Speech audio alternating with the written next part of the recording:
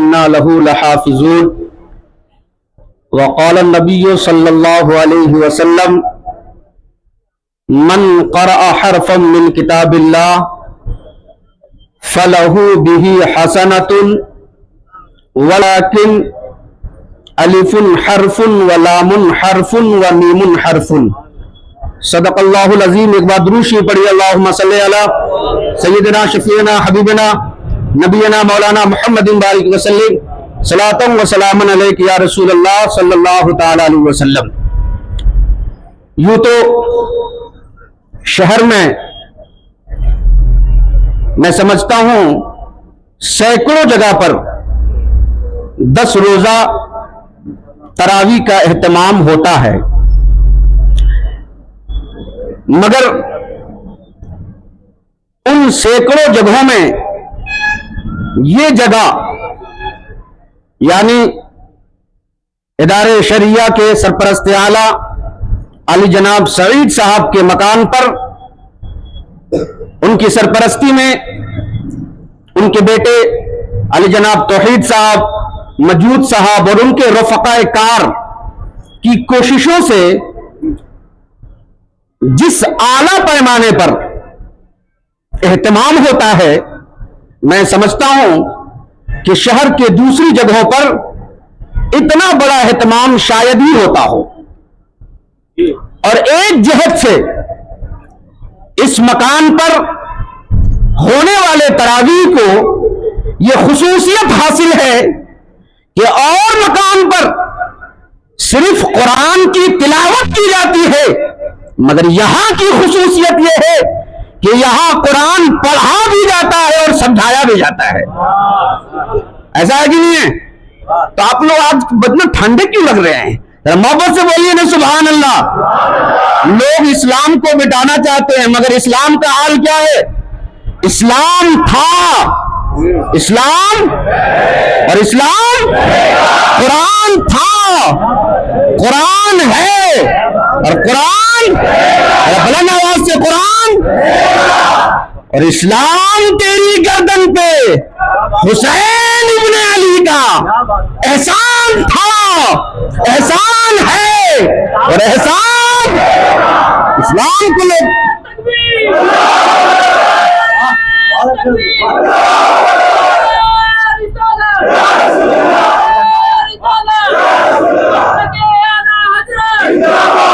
ارے مٹایا اس کو جاتا ہے جس کی رگوں میں خون نہ ہو.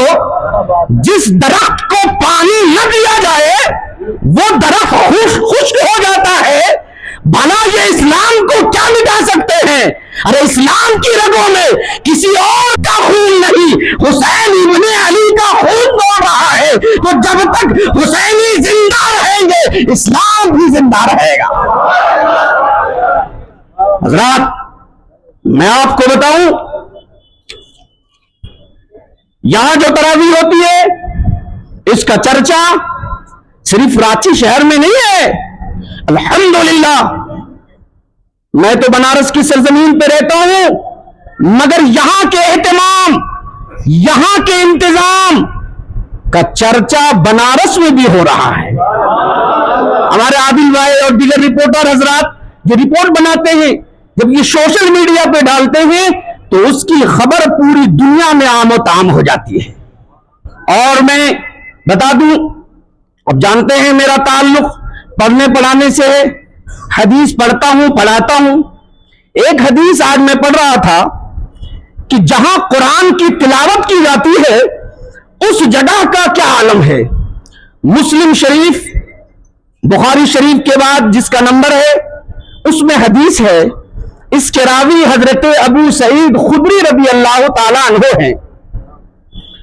وہ فرماتے ہیں کہ ایک صحابی رسول حضرت اسید بن حضیر اپنے مکان میں استبل، جہاں گھوڑا باندھا جاتا ہے، وہاں پر قرآن کی تلاوت کر رہے تھے.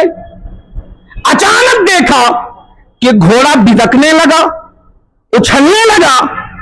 آپ نے قرآن کی تلاوت موقوف کر دیا، گھوڑے کے پاس گئے تو ہو سکتا ہے کوئی تکلیف ہوئی ہو. جیسے ہی قرآن کی تلاوت بند کیا قرآن پرسکون، گھوڑا پرسکون ہو گیا. پھر قرآن کی تلاوت किया, घोड़ा बिदकने लगा। फिर कुरान की तिलावत बंद किया, घोड़ा पुरसुकून हो गया। तीसरी मर्तबा ऐसा हुआ तो हजरत उसैद बिन हुज़ैर कहते हैं, मुझे अंदेशा हुआ कि बगल में मेरा बच्चा यहया सो रहा है, कहीं घोड़ा बिदकने की वजह से मेरे बच्चे को तकलीफ न पहुंच जाए। मैंने कुरान की तिलावत बंद कर दिया। सुबह हुई तो नबी कौनैन सल्लल्लाहु अलैहि वसल्लम की बारगाह में हाजिर हुआ और रात का माजरा बताया तो नबी कौनैन सल्लल्लाहु अलैहि वसल्लम इरशाद फरमाते हैं, ऐ उसैद बिन हुज़ैर, तुम जानते हो घोड़ा क्यों बिदक रहा था, उसकी बिदकने की वजह क्या है? आका कौनैन सल्लल्लाहु अलैहि वसल्लम इरशाद फरमाते हैं, जब तुम कुरान की तिलावत कर रहे थे तो तुम्हारी तिलावत को समाअत करने के लिए आसमान से फरिश्ते नाजिल हो रहे थे, आसमान से फरिश्ते नाजिल हो रहे थे। और ये घोड़े जब नई मखलूक को देख रहे थे तो बिदक रहे थे। ऐ उसैद बिन हुज़ैर, अगर तुम सुबह तक के कुरान की तिलावत करते रहते तो ये दुनिया के इंसान भी फरिश्तों को अपने निगाहों से देख लेते। पता ये चला जहां कुरान की तिलावत की जाती है वहां ये इंसान तो इंसान, रब के फरिश्ते भी उतरा करते हैं, रब के फरिश्ते भी नाजिल हुआ करते हैं।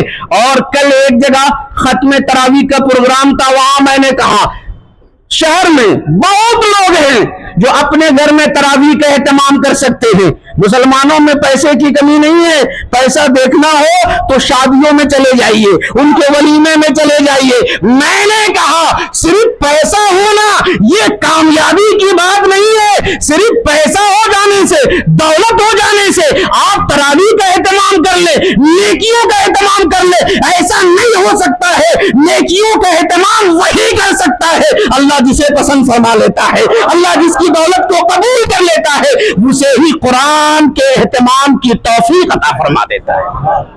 अच्छा ये बताइए कुरान करीम में कितना हुरूफ है मालूम है आपको? नहीं मालूम है? ये बोलिएगा कि सईद साहब के यहाँ हम तरावी पढ़ रहे हैं और कुरान के बारे में जानकारी नहीं है, तो ये तो बड़ी गलत बात है।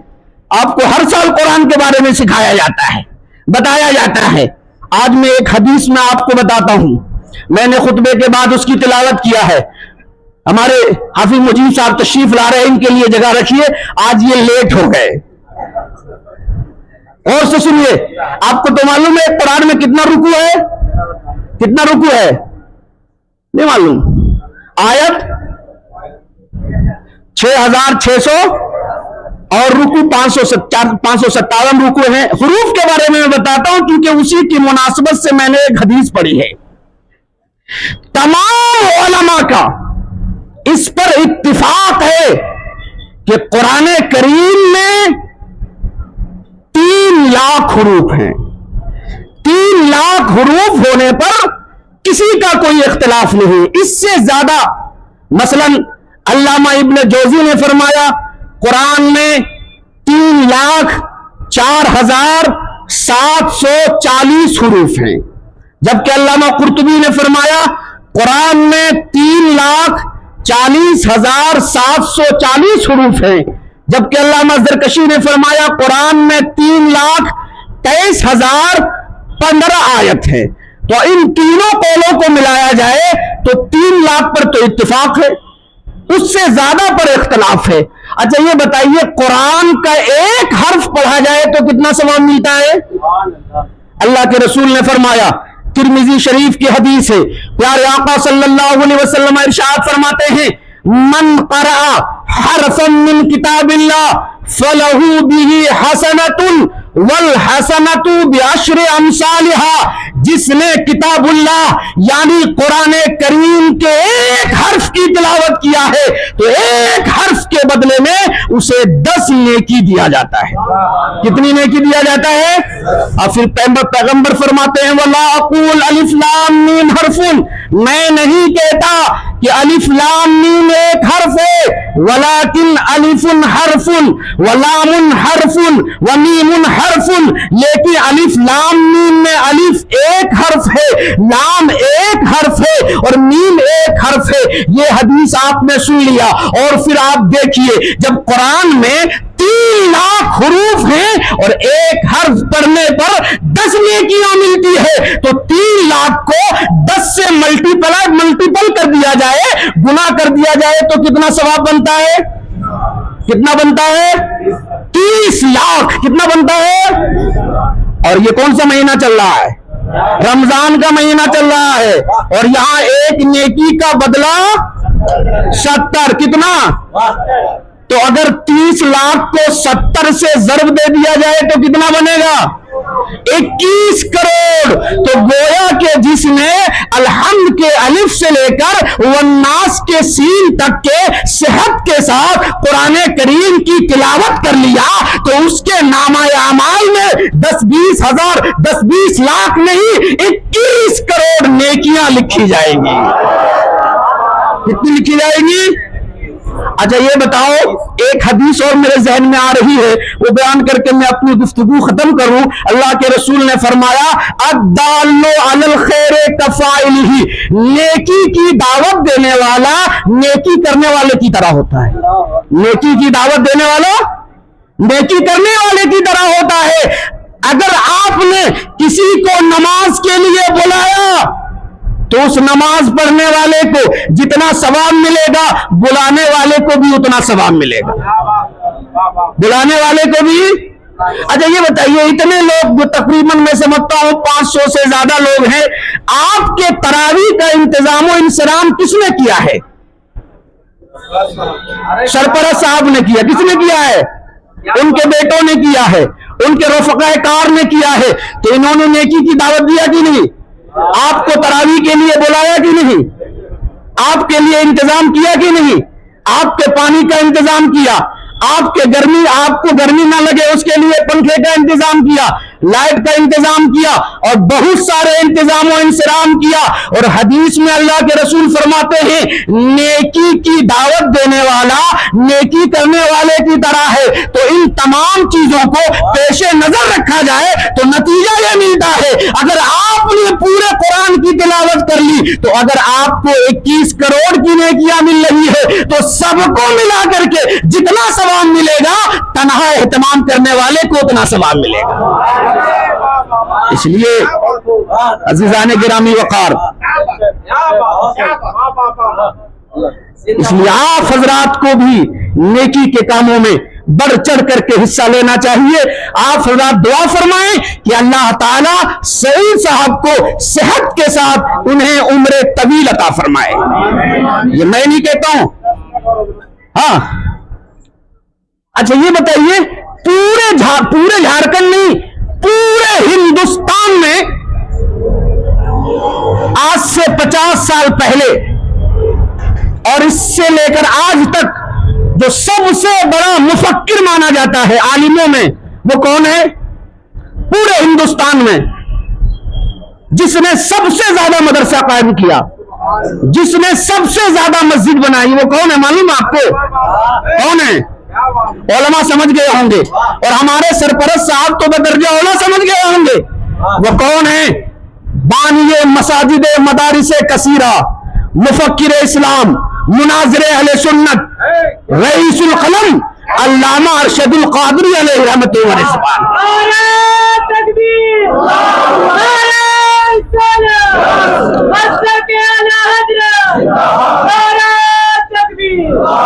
ان کی شخصیت یہ تھی کہ وہ اڑتے ہوئے پرندے کو دیکھ کے سمجھ لیتے تھے یہ اڑا کہاں سے ہے اور بیٹھے گا کہاں، کس مقصد کے تحت اڑ رہا ہے۔ انہیں نباز قوم و ملت کہا جاتا تھا۔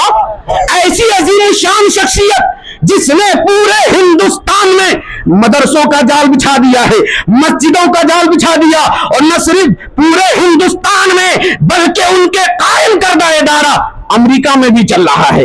اگر ویسی عظیم شان شخصیت کسی کے بارے میں گواہی دے دے، کسی کے بارے میں کہہ دے کہ جھارکھنڈ میں مجھے ایک شہید ملا ہے، اگر اس شہید کے طرح 2-4 شہید مل جاتے تو میں پورے ہندوستان میں مدرسوں کی جال بچھا دیتا۔ عزیزان گرامی وقار، اس لیے آپ ان کی صحت کے لیے دعا کریں، ان کی اولاد کے لیے دعا کریں، ان کے کاروبار کے لیے دعا کریں، اس لیے کہ نیکی کے کاموں میں جھارکھنڈ بلکہ میں رانچی شہر کو 1997 سے جان رہا ہوں اور اب تک میں جان رہا ہوں جس جذبے کے ساتھ اور جس کھلے دل کے ساتھ سعید صاحب نے مدارس میں، مساجد میں، رفاہی کاموں میں، غربا کی مدد میں بڑھ چڑھ کے حصہ لیا ہے، پورے شہر رانچی میں ان کا کوئی نعم البدل نظر نہیں آتا ہے۔ اللہ تعالیٰ انہیں صحت و سلامتی عطا فرمائے، ان کے بال بچوں میں اتحاد و اتفاق کے ساتھ زندگی گزارنے کی توفیق عطا فرمائے۔ درود شریف پڑھیں، اللہم صلی علی سیدنا شفیعنا حبیبنا نبینا مولانا محمد بارک وسلم صلاۃ و سلام علیک یا رسول اللہ صلی اللہ تعالی علیہ وسلم۔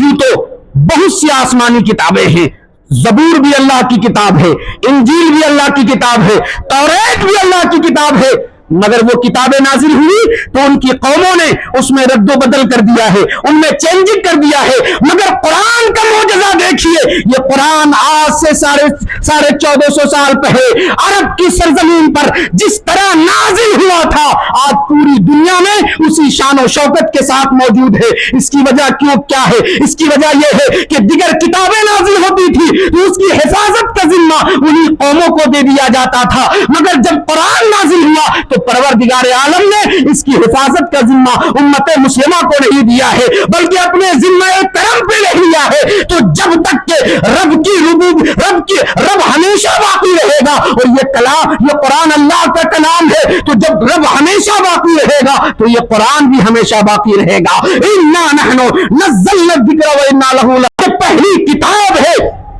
جس کو زبانی یاد کرنے والے ہر محلے میں، ہر علاقے میں، ہر صوبے میں مل جائیں گے۔ قرآن کے علاوہ دنیا کی کوئی بھی ایسی کتاب نہیں ہے جس کو اے سے لے کر زیڈ تک کے کسی نے محفوظ کر لیا ہو، مگر اللہ نے اب قرآن کو اس انداز سے محفوظ کیا کہ ارشاد فرما دیا وَلَقَدْ يَسَّرْنَا الْقُرْآنَ لِلذِّكْرِ فَهَلْ مِن مُدَّكِرٍ۔ میں نے قرآن کو یاد کرنے کے لیے آسان کر دیا ہے، تو ہے کوئی جو قرآن کو یاد کرے؟ جب بندہ قرآن کو یاد کرنا چاہتا ہے تو اللہ تعالیٰ اس کے لیے راستوں کو آسان فرما دیتا ہے۔ ہم سب کو پروردگار عالم قرآن کریم کی تلاوت کرنے اور اس پر عمل کرنے کی توفیق عطا فرمائے۔ اب آخری بات یہ بتائیے،